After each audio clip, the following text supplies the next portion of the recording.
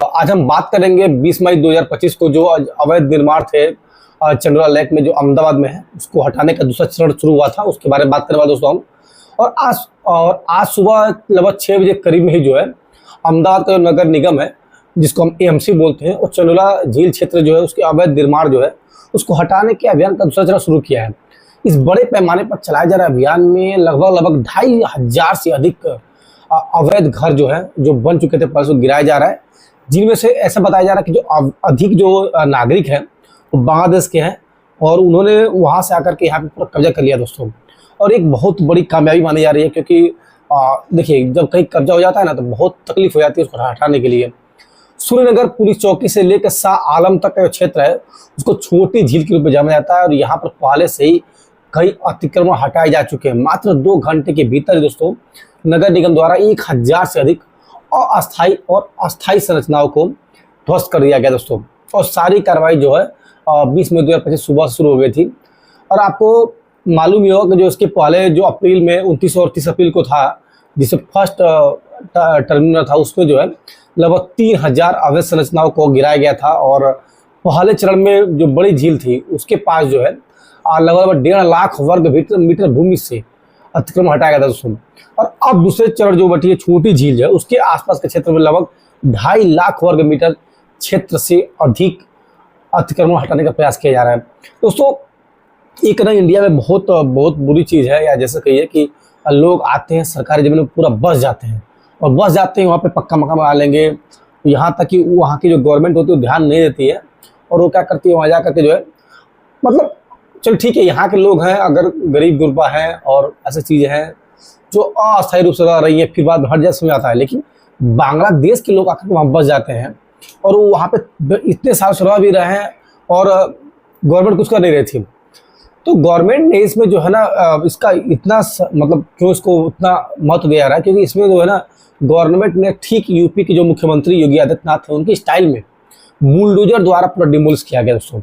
और इसमें लगभग 75 बुलडोजर मंगाए गए थे और 50 डंपर की विशाल बेड़ा तैनात किया गया है। और साथ ही जो वहाँ की कानून व्यवस्था है क्योंकि ज़्यादा लोग हैं उसको बनाए रखने के लिए किसी प्रकार के व्यवधान को रोकने के लिए 8000 के करीब पुलिसकर्मी को जो वहाँ तैनात किया गया दोस्तों। और इसमें जो है आपको जानकर हैरानी होगी कि 35 हिताची और 15 जेसीबी मशीन, मतलब इतनी भारी भारी मशीनों का उपयोग किया गया है। और पुलिस जो है पूरी की पूरी लबालब दिखी थी उसको करने के लिए और 3000 से अधिक अधिकारी थे और कर्मियों के साथ साथ लगभग 25 एसआरपी जो कंपनियां होती हैं जो है लगाए गए थे वहाँ पूरा हटाने के लिए दोस्तों।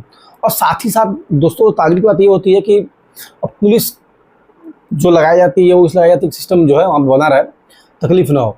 और आप जाइएगा कभी अंदाज देखिएगा चंडोला लेक को इतने मतलब खतरनाक तरीके से कब्जा किया गया था कि लेक दिख ही नहीं रहा था, लेक को चारों से घेर लिया गया था, मतलब पूरा का पूरा चारों से डिमोलिश कर मतलब पूरा का पूरा जो है कब्जा कर लिया गया था।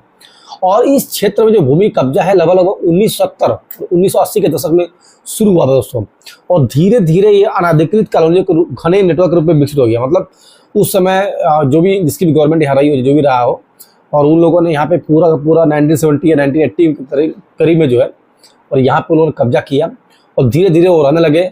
और पहले जो बिना कानूनी दस्तावेजों के बड़ी संख्या में यहाँ पे बांग्लादेशी नागरिक रहते थे। सोचिए अहमदाबाद के बीचों बीच शहर में है ना, और एक ऐसी जगह है जहाँ पे मतलब जहाँ से आप जाएंगे तो आपको अहमदाबाद का जो स्टेशन है नज़दीक पड़ेगा, बस स्टैंड नज़दीक पड़ेगा, सारी चीज़ें वहाँ से बहुत बिल्कुल नज़दीक है। और उस जगह पे बांग्लादेशी जो रह रहे थे और लगभग 250 से अधिक अवैध प्रवासियों को जो मतलब बिना किसी वीज़ा के या बिना किसी पासपोर्ट के या बिना किसी एग्रीमेंट के यहाँ पर रह रहे थे, जिनमें से 207 अधिक जो है चंडोला क्षेत्र से हैं और 200 अधिक को निर्वासित कर दिया गया तो उनको वापस भेज दिया गया दोस्तों। और ताज्जुब की बात यह है कि दोस्तों कि ये लोग जो है ना यहाँ पे ऐसे रह रहे थे कि जैसे कि इनका अपना घर खुद का हो।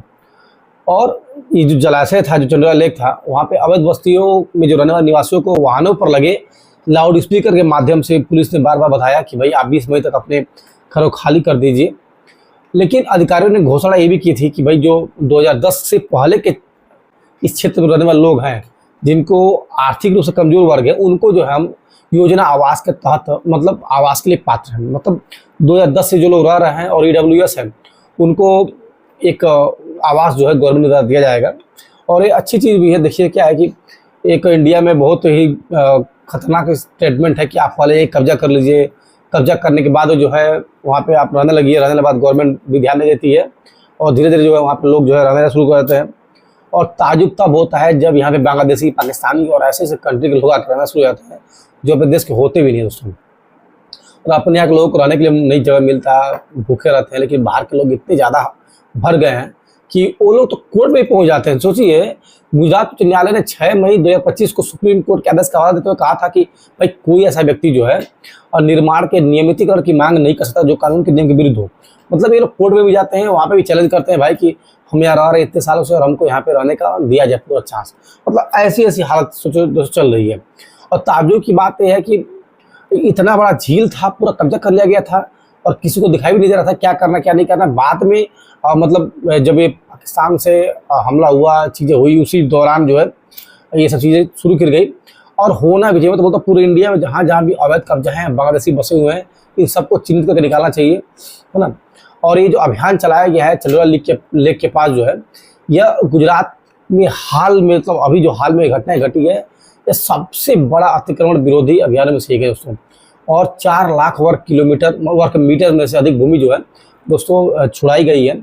आप सोच कर हैरान कर गए कि ये लगभग 100 एकड़ जमीन के बराबर है। लगभग इसमें 75 फुटबॉल के मैदान मतलब से बन सकते हैं। सोचिए इतनी बड़ी ये ज़मीन थी, इसमें 75 फुटबॉल के मतलब स्टेडियम बनाए जाते थे। इतनी बड़ी ये मतलब आपकी ज़मीन कब्जा करके लोग बैठे हुए थे। और साथ ही साथ जो है लगभग 8000 से अवैध ढांचों की पहचान की गई है। और आपको बताया मैंने लगभग 50 के करीब में जैसी मशीन तैनात की गई है, 3000 से अधिक पुलिसकर्मी तैनात थे। और आप सोचिए कि चंडोला लेक की तरफ इंडिया में कितने लेक और क्या क्या जगह होगी जहाँ पे ये बांग्लादेशी जो है कब्जा करके बैठे हुए हैं। और पुलिस प्रशासन जो वहाँ की लोकल गवर्नमेंट होती है, अगर उनको वोट देते हैं तो वहाँ की गवर्नमेंट भी जो है उनको सपोर्ट करती रहती है। फिर बाद में कोई ऐसी गवर्नमेंट आती है या फिर कोर्ट का निर्णय आता है तो उनको मजबूर करता है कि भाई इनको हटाया जाए यहाँ से। तो देखिए उसमें कहीं ना कहीं गवर्नमेंट का भी रोल है दोस्तों कि आप जो है ना पहले से ही ऐसे मौके मत दो कि कोई भी व्यक्ति आकर सरकारी जमीन पर कब्जा कर सके। ठीक है, हाँ, आप अगर कुछ दुकान खोल के बैठे हुए हैं या मतलब ऐसे चल रहे हैं जो मतलब अस्थायी नहीं है, मतलब अस्थायी है, आपने दिन भर चलाया फिर शाम को चले गए वहाँ से, तो दैट इज ओके, चल सकता है, जिससे कि किसी चीज़ को जबरदस्ती आप जो है मतलब उसको वो ना कर सकें। समझ रहे मेरी बात को आप लोग। तो ये जो चंडोला लेक था ये बहुत ही बड़ा कब्जा था और अवैध बांग्लादेशी रह रहे थे और इतने बड़ा डिमोलिश किया गया गवर्नमेंट के द्वारा। साथ ही कोई घटना न घटे उसके लिए पुलिस ने भी जो है पूरी तैयारी करके बैठी हुई थी। तो दोस्तों चंडोला लेक के बारे में कुछ जानकारी थी, आपको जानकर आश्चर्य होगा कि कितना बड़ा ज़मीन जो है और ऐसे कितने ज़मीन जो है इंडिया में पड़े होंगे। तो दोस्तों आपको जो मैंने थोड़ा बहुत जानकारी दिया चंडोला लेक के बारे में, उसमें आपको अच्छा लगा हो तो प्लीज़ चैनल को लाइक सब्सक्राइब शेयर जरूर कीजिए, कमेंट कीजिए, ढेर सारा प्यार दिए दोस्तों। आज के लिए इतना ही, फिर आपसे बात हुई तो जय हिंद जय भारत।